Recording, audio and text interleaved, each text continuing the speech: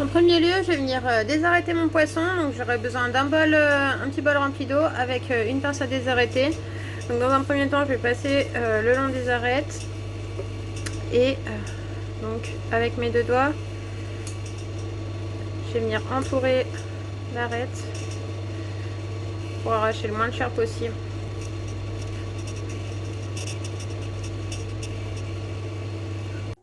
Donc on récupère nos filets de truites désarrêtés. J'ai laissé le gras du poisson intentionnellement. Je vais venir simplement râper du coup citron jaune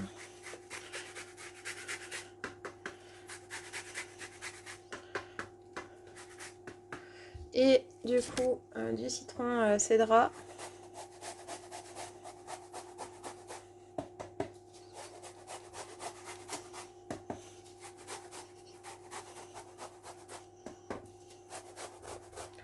Et du coup un mélange avec le sel, le gros sel, le sucre et nos épices, donc du poivre en grains, des mélanges 5B et des graines de fenouil.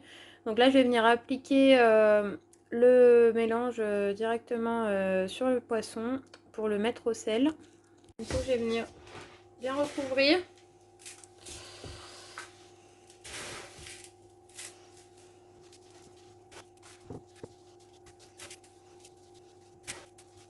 Je vais placer un film à contact par-dessus et je vais laisser au frigo pendant 3 heures avant de les rincer à l'eau claire et de les égoutter sur un torchon propre.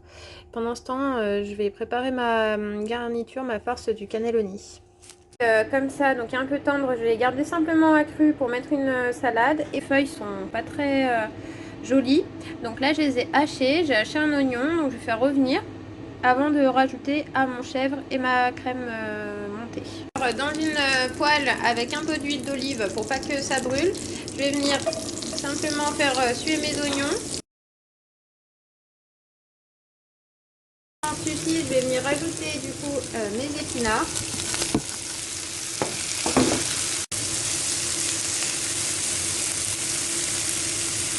Donc je vais saler un peu, ça va faire sortir toute l'eau du légume.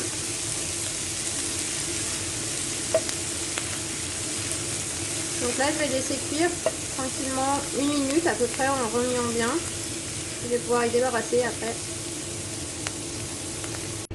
Donc pour la farce du cannelloni, j'ai placé mon chèvre frais, donc là c'est du chèvre frais du Marais, dans ma cuve de batteur.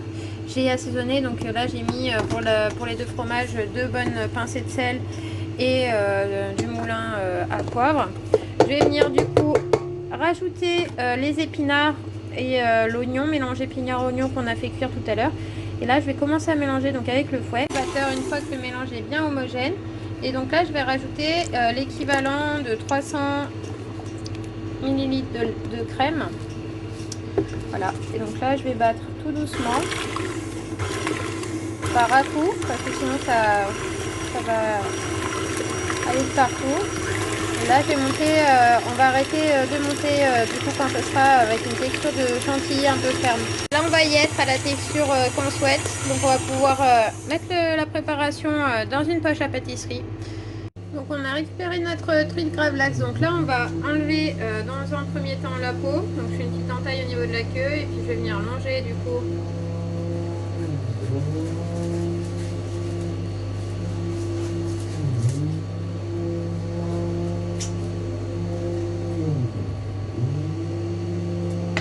donc on a enlevé la peau, ça donc on jette, on garde pas et là donc je vais venir parer juste ici il y a un peu de gras donc je l'enlève. Et donc là je vais pouvoir commencer à tailler mes tranches qui vont me servir du coup pour le cannelloni, pour farcir après de ma farce fine aux chèvres. Donc, je vais répéter l'opération.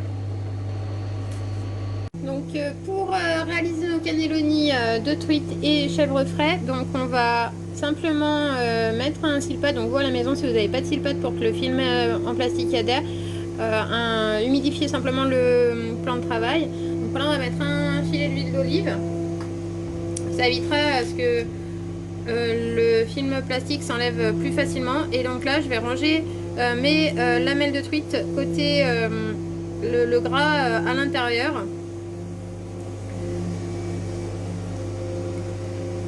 Comme ça se verra pas. Ensuite, vu qu'on va mettre la farce, ce sera pas le côté présentation. Donc on va réaliser du coup l'opération sur toute la longueur et puis après on va rouler notre ballotin.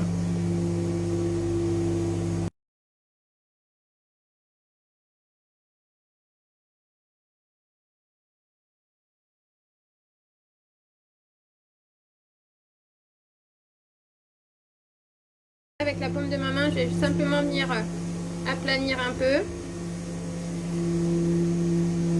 Voilà, je vais râper un petit peu d'aide de citron cédra et je vais pouvoir appliquer du coup ma farce que j'ai mis en poche. Donc là je vais faire 2 lignes et du coup je vais pouvoir venir rouler tout ça. Le secret c'est de bien serrer.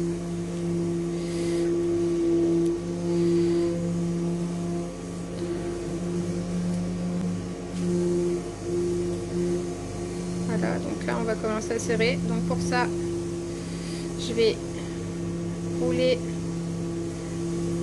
Putain, je vais prendre et encore bien serré. Voilà, une fois que j'en suis là, je vais venir m'entortiller. Et voilà, donc là mon boudin est prêt. On va pouvoir le laisser prendre au frigo et on pourra le couper dès qu'il sera bien froid.